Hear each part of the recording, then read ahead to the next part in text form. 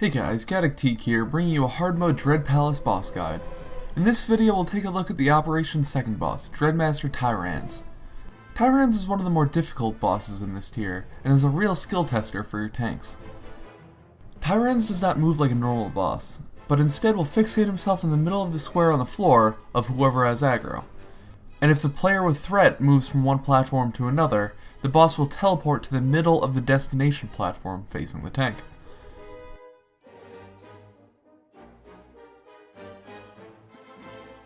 This is the most important thing for your tanks to grasp, as this is very different from what most tanks are used to doing.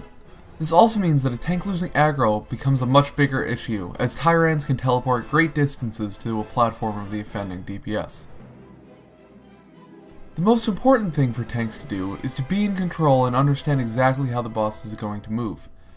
If the tank walks across a platform instinctively trying to inch the boss in one direction, he will teleport suddenly and be facing the other way. Also, under no circumstances should tanks ever taunt before being in the right position. There are times where you may think this will help out the other tank by taunting off, but if you are not aware of your positioning before doing so, you risk grabbing the boss in a place he should not be. There are many different ways I've seen this fight done, but I will be focusing on the one my guild does. The boss has 4 mechanics that he will cycle throughout the fight. Thundering Blast is a 1.5 second cast that shoots a line of damage dealing 20k to anyone in front of the boss. Because of this, tanks should always be facing the boss towards the south wall. The next ability to be aware of is Inferno, which after a 2-second cast will place a debuff on up to 4 random raid members in an 8-man. After 8 seconds, the debuff expires, placing a pool of fire at the player's feet, dealing a large amount of damage to anyone standing in it. As the cast happens, all players should watch their debuff bar for a few seconds, as the debuff sometimes happens a few seconds late.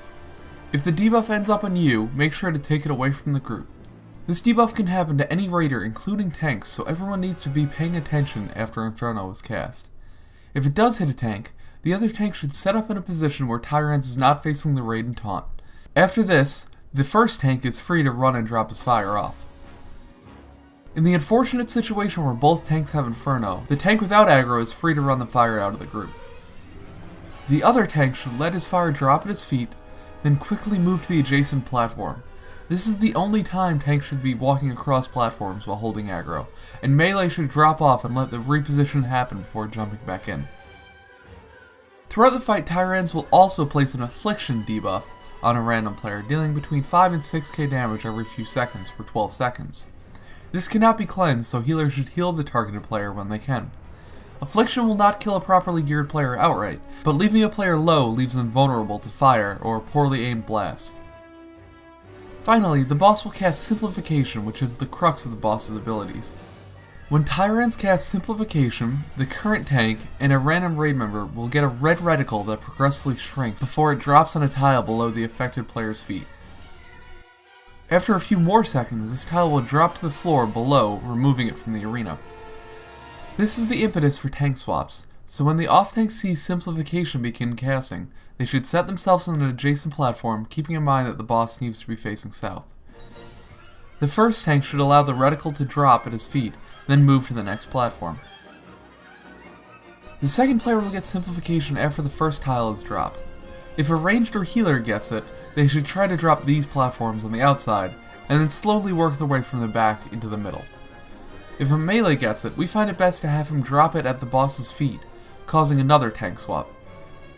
The now off tank needs to be aware of this, and set up on the next platform for a swap. In order to maximize platform usage, try to snake the boss like so, avoiding fire at all costs. If a player does fall off, they will take some fall damage, but they can return to the fight by clicking a teleporter at the bottom of the basement. This will take several seconds though, and can easily lead to a wipe, so pay attention to which tile is dropping. Continue methodically moving across the arena, and you'll have an easy kill on your hands. I hope you find this video helpful, and remember to like and subscribe so you don't miss out on any other boss guides. Thanks for watching.